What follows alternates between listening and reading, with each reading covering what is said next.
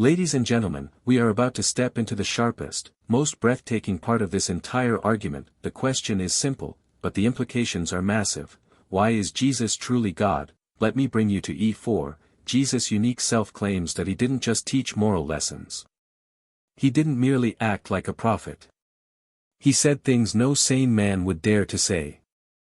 I and the Father are one. He forgave sins. He accepted worship. He used the divine I am.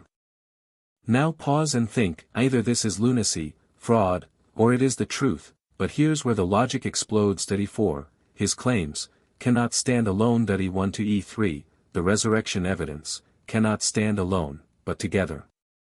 They form an unbreakable chain. Here's how it works. First direction, E4 explains E1, E3 that if Jesus never claimed divinity, his resurrection would be an odd, purposeless miracle. But because he did claim it, the resurrection becomes God's ultimate stamp of approval.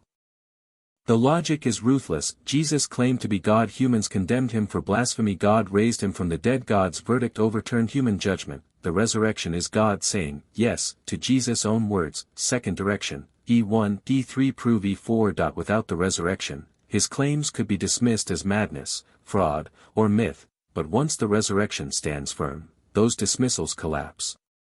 Would God raise a liar? Would God vindicate a lunatic?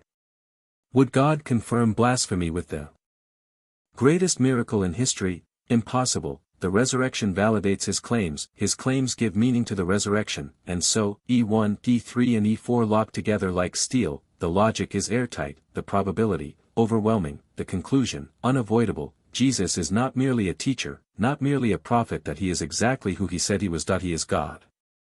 So the chain is complete, the evidence is undeniable, and the verdict is clear. The tomb is empty, because the throne is full. Jesus is God.